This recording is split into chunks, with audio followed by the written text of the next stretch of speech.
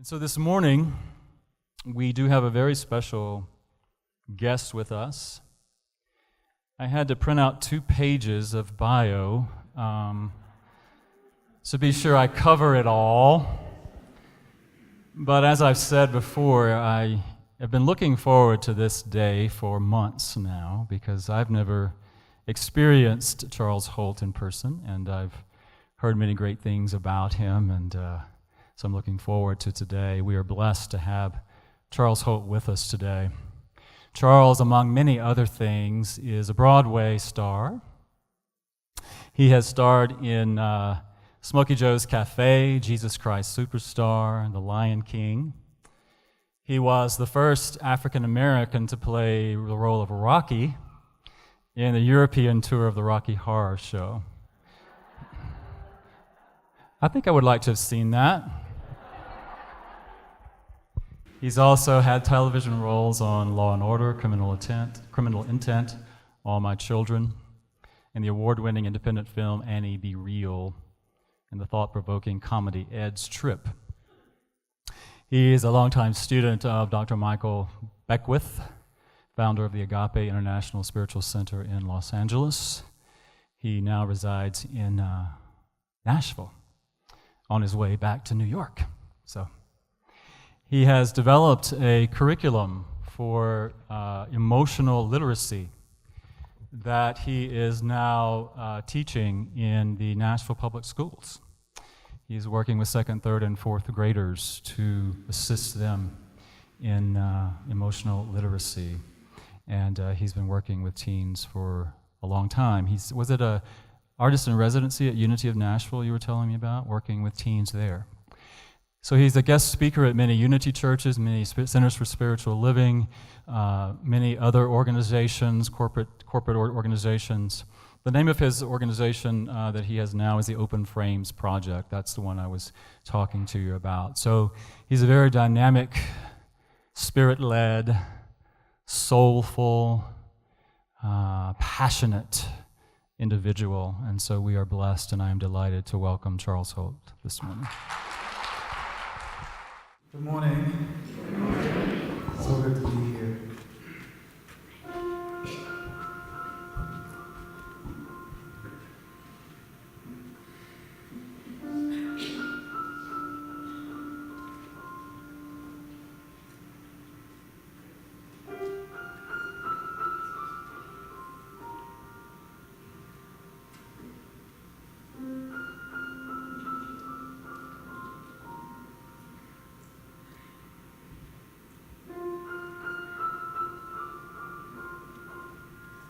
Rolling river God,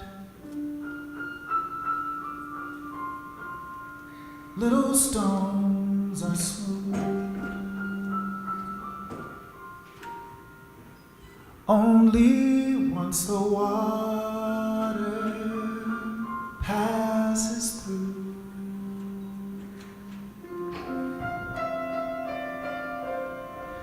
Now I am a stone, rough and grainy still, trying to reconcile this river's chill. But when I close my eyes and feel you rushing by, I know that time brings change, and change takes time. And when the sunset comes, my prayer will be just one, that you might pick me up and notice that I am just a little smoother in your hands. Sometimes raging wild, sometimes swollen high, but never have I known this river dry.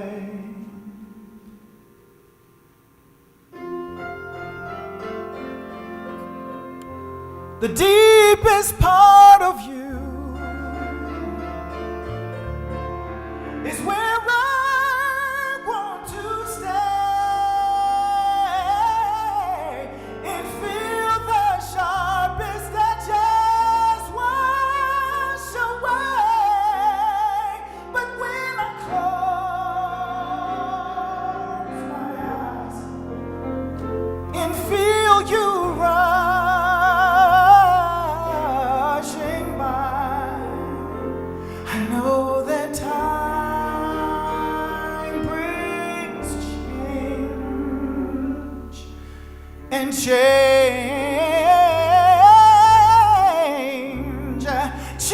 takes time. And when the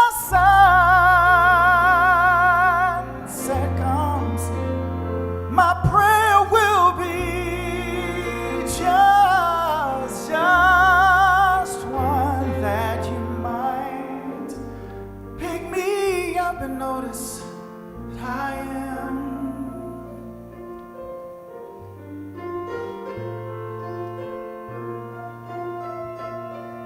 I'm just a little smoother in your hands. Rolling river God, these little stones are smooth. It's only once the water passes through, and when I close my eyes, I feel you rushing by. Then I know that you picked me up and noticed that I am.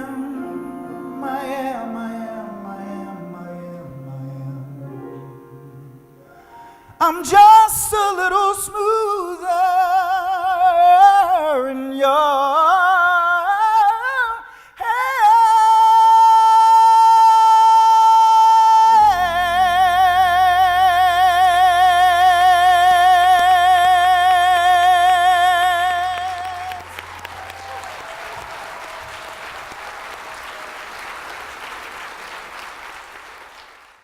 I'm so grateful to be here. Thank you, Reverend David Howard, for inviting me. This is my first time. I have been to Denver many times, but this is my first time at Unity Spiritual Center of Denver, so thank you for having me. I'm just grateful to be here. So one of the reasons why this song has so much meaning to me is I was getting ready to go out on a tour in 2009, and I was rehearsing with my musical director, and his wife was sitting there listening to the list of songs, and we were going through a list of songs, and she all of a sudden says, "Charles, have you ever thought about singing Rolling River God?" And I said, "Oh no, I stay away from that song." She says, "Why?" I said, "Because it reminds me of my father." And so I thought about it, I kept thinking about it, and I said, "Okay, play it." Because I knew it, and started playing the song and went back to my childhood in the midst of those lyrics. I was born and raised in the South, Nashville, Tennessee, and I'm the baby, as they say. My brother and my sister are both over a decade older than I am, and I am the baby on my father's side of the grandchildren. And so I learned at an early age how to get what I wanted. The little master manipulator I was. And I was a really smart student, very athletic, but I was also full of expression, fully self-expressed. And I'd run up to people and I'd say, hey, how are you doing? My name's Charles. What's your name? And my father would whisk me away and say, you don't do that. Little boys don't do that. I'd run up and hug my father, grab his pant leg, and, Daddy, will you come out and play ball with me? No. Stop grabbing my pant leg. Little boys don't go around grabbing people's pant legs. And for a while, it did not hit me.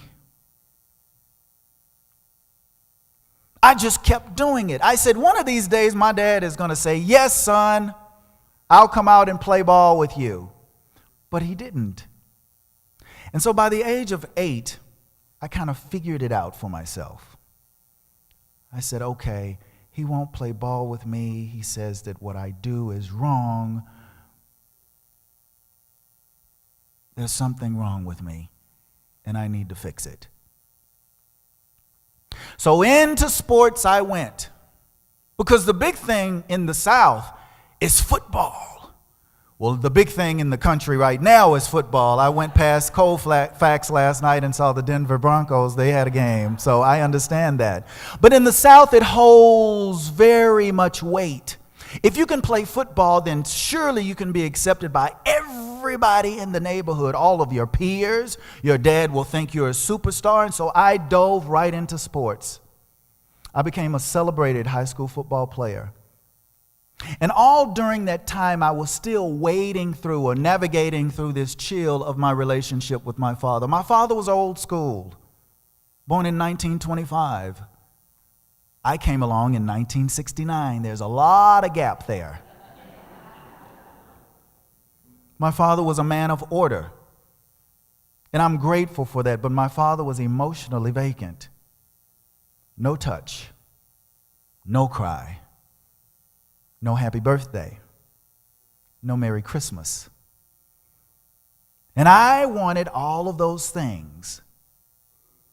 And so growing up in that type of household, it created this interesting environment. Now, my grandmother and my mother, they always championed me.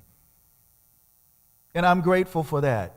But the one person who I wanted to get that validation from was my father. So I go through high school and I'm thinking to myself, sooner or later he's going to come and see me play football. He's just got to come and see me play football. My 11th grade year, he comes to see me. My brother brings him. It's homecoming. And at the fence, my brother says, look who I brought with me. I'm going into the locker room after the game and I look over at my brother and I see my dad. And I think the weight of all of those years hit me at that moment. Because in my mind I said, oh, so what? The battle up against the pain and disappointment and the shame that came along with that. But hurry up. I had to sweep it under the carpet because I'm a football player. The hypermasculinity, this is how you grow up to be a young man in the South and in this household. But I tell you, it was eating at me. So I go off to college, I graduate from college, and I get a job with IBM. Marketing representative. In my mind, I'm still disappointed, but there's still hope that he's going to come around and say, son, I'm proud of you. This is my son. This is what he did. And so I go home and I say, Dad, guess what? My father had the same response. I said, got a job with IBM. Got my own apartment now. My own car. I'm a man. I didn't say that, but that's what was going through my mind because I thought that's what this all means. This is what this is about. And I remember my father looked at me and he said, that's nice. I was living in Memphis at the time, and I was driving back to Memphis, and I saw a billboard on the side of the street. And it said, Jesus cares for you. And I pulled over, and I looked at the billboard, and I said, I don't care if Jesus cares for me. I want my father to care for me. I want my daddy to care for me. Drove back to Memphis, and at every turn I would try and find something new, an accomplishment, an accolade to go back and say, Daddy, guess what?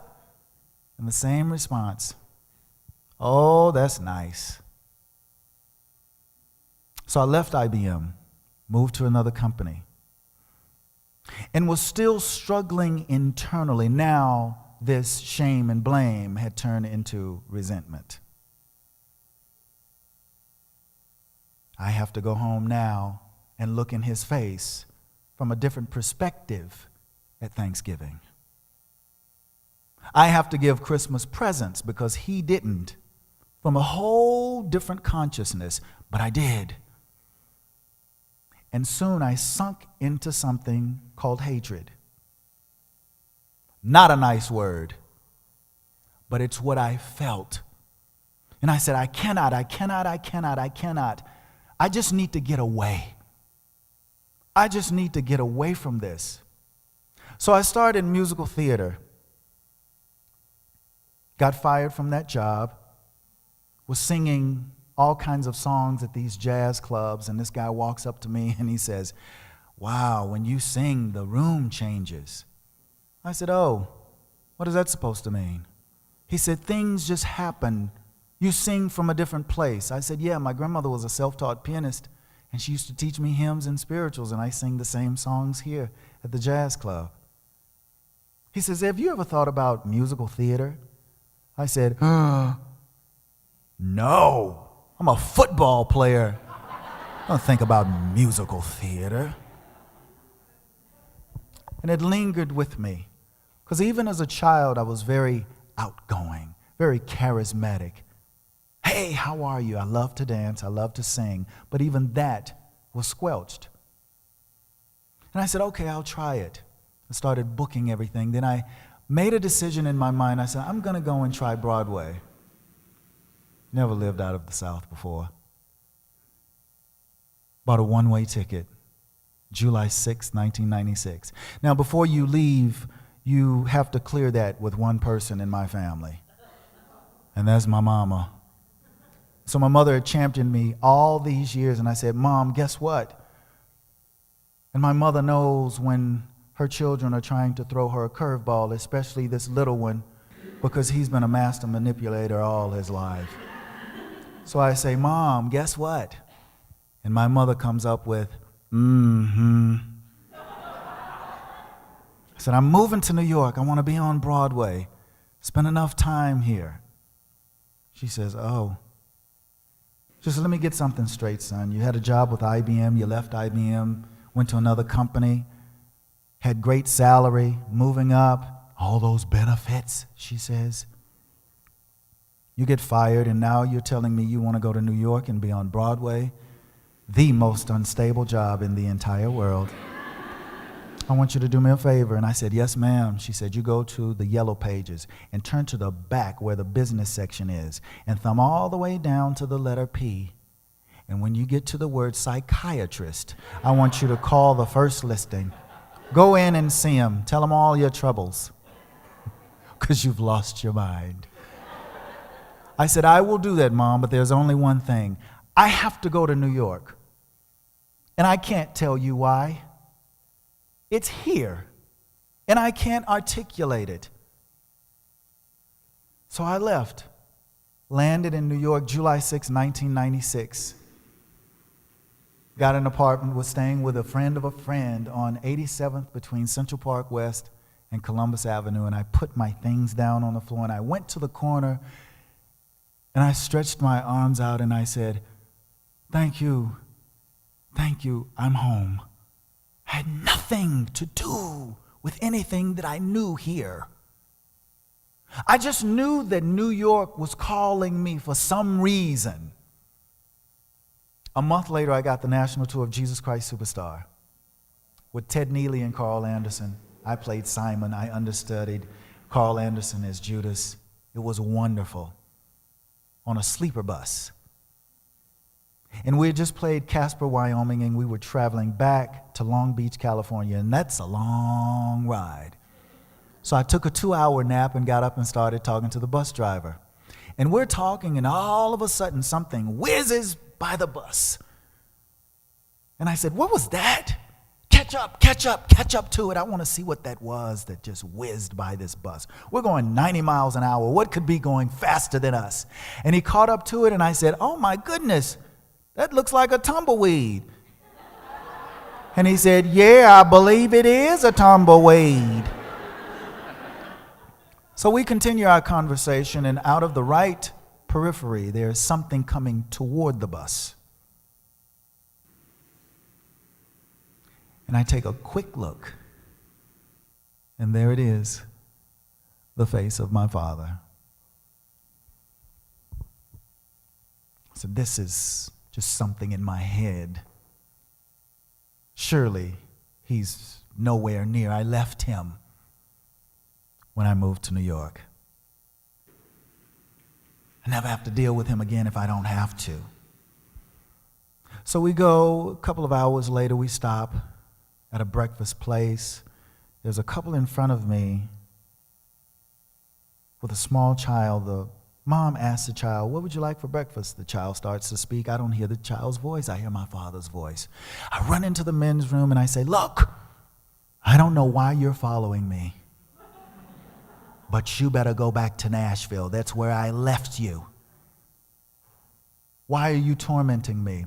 Well, the tour ended January 1997, and I took that back with me to Harlem, my bedroom, sitting on the edge of the bed, and I hear a voice say, call him. Call him now. And I picked up the phone and took some deep breaths. Courage, you know. And my mother answers the phone, and I say, Mom, is Dad there? She said, yeah, he's right here. I said, let me speak to him, please. And my father answered the phone in that same tone that I had remembered. And all of that courage in that moment left. And I said, Daddy, do you remember when you said this to me, when you treated me like this? It was never physical abuse, but it could have been, because I think my life has been altered as a result of all of the emotional turmoil. Do you remember this? Do you remember that? And my father quietly said, well, I'm sorry to tell you, but I think you got the wrong person, because I don't remember any of that. Well, I was angry, so I went through the other laundry list. And I heard a voice say, say it. Say it. And I took a pause and a breath, and I said, Daddy, I forgive you. I forgive you. Silence. I said, and do you remember when you said this to me in front of my friends? You didn't come to see me play, and then the voice got louder and said, tell him what you really think about him. And I said, Daddy, I love you. I always have, and I always will. And I got off the phone, and I cried, and I cried. And I cried myself to sleep. And I woke up about 3 o'clock in the morning. It sounded like a band was playing outside of my window. I said, what is that music? What is that noise? Congratulations! Congratulations! I said, congratulations for what? So you just stepped into your covenant, your sacred covenant. I said, he didn't say anything. He didn't answer. I said, it wasn't for him. It was for you. You released him and freed yourself. I didn't feel like I was free. And after that moment, I kept that covenant. And every time I saw my father, every time I heard him in the background while I was talking to my mother, I would say, let me speak to Daddy. And at the end of the conversation, I would even rush sometimes, and I'd say, okay, Daddy, I got to go. I love you. And his response was the same.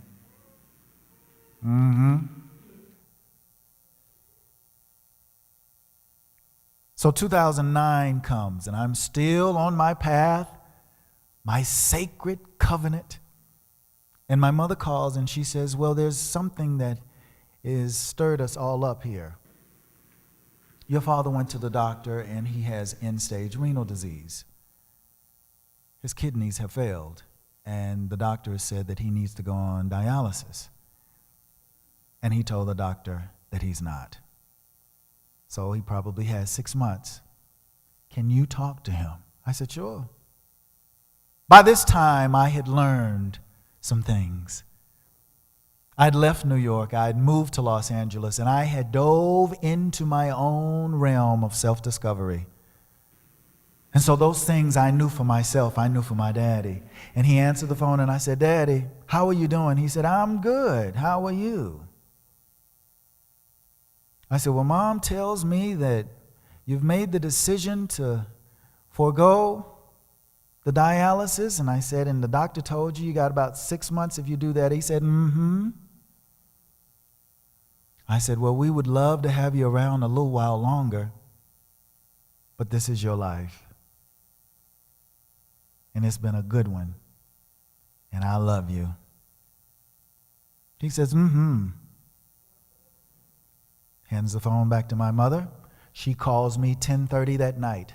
What did you say to him? I said, I told him that this was his life and that he could make the choice to stay or leave. She said, mm-hmm. He's staying.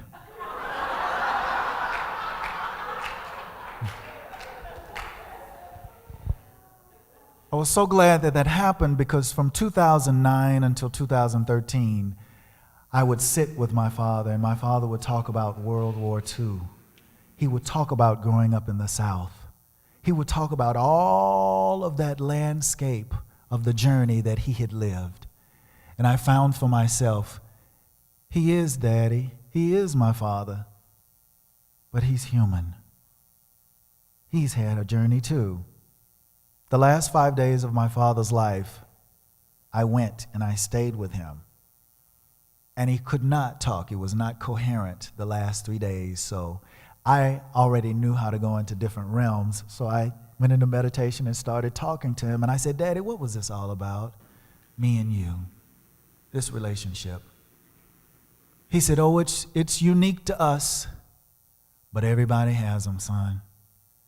So what you do is you leave a legacy for both of us and you go out and start teaching young people how to navigate through that tough stuff, the relationships that are hard to get under, where you really don't understand a lot, but if you keep digging with the right tools, you'll get under the rock.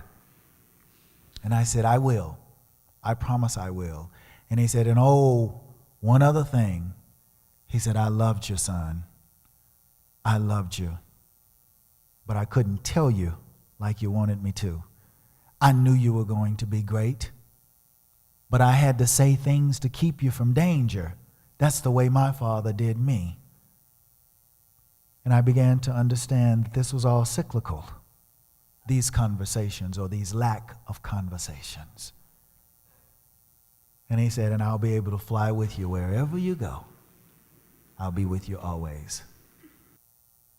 I started understanding then that there was something about forgiveness that was beyond just saying it.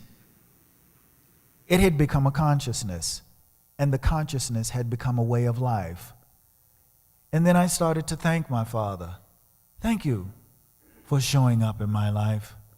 I never would have been able to come to this point if it had not have been for you. But oh, I tell you, there are times when I do think to this point, I wonder why Daddy never held my hand. I wonder why he never held my hand and took me to church with him. There's still things that loom in my mind. And that's still beautiful because I'm still getting under the rock. Now, I come to Nashville. Leave Los Angeles, August of 2016. I'm driving back to New York. I'm going back to Broadway, but I got to stop in Nashville because they're selling the house that my father and my mother lived in on the parcel of land that my father grew up on. So I go. I've written my curriculum. My father taught me how to write all of the curriculum in all of those years of working with youth. And I go back and I say, well, look, this is what I have. I'd like to be a part of the Nashville public school system if I can just get in and start teaching and then move on. And they say, oh, yeah, we got a group for you. Mm-hmm. So I go to this K through 4. And they said, let's go to the room where these 14 selected young men are. I said, oh, okay. So I step into the room, and they're running all around in circles. And I'd already said yes, you know. And so I stood up, and I looked up in this mayhem, in this chaos, and I said, God, is this what I signed up for? Is this what I said yes to? Where are you going? And this one gentleman, he runs up to me and he says, what's your name? And he grabs me. And I looked at him. And I said, my name is Charles. And in my mind I said, and so are you. That was me. That was how I used to grab my daddy. Daddy, will you come out and play with me? I got something to tell you. And so it's come full circle, this whole thing of forgiveness. And I wrote the curriculum, but they're teaching me how to teach it. So he says, I got something to tell you. Will you come over here and I'll show you? And all of that childhood flashes before me. And I look at him and I say, yes, I'd love to see what you got. Spent the whole semester with them. And now they've asked me to come back. And I've said yes again. I don't know what else is under that rock that my father talked about. There is something, and it's for me. And whatever it is that each individual in this room that's represented here, whatever it is that's under the rock, because relationships, they teach us how to go under the rock and get to the treasure trove of what it is that this divine presence is trying to teach us. It's not easy, but at this moment, it's paramount. We've been called to do something greater than anything than we've ever experienced or encountered before. And I can't do it by myself, and you can't either. So right now, in this moment, I invite you to bring up the big one. The one you say, child, I left them a long time ago. I'm over here and they're over there. But they do pop up from time to time. The grocery store line, bank line, someone will say something or do something or turn a certain way and you'll remember them. And I invite you just to breathe and say yes. Because inside that yes is what we've been called to do now. Inside of the yes is every single thing that we need to move into this whole new dynamic in this whole new world. I call it a whole new world because I'm so musical theater. I can show you the world, Aladdin. But I invite you to do that and see what comes up. And I promise you, you'll find the tools to get under that rock. And once you do, maybe even you will hear the voice, congratulations! You've just stepped. Because it's there. It's there for all of us. Thank you so much for your time. Thank you for listening. Thank you for being with me. And thank you for me sharing my story with you. Peace and blessings.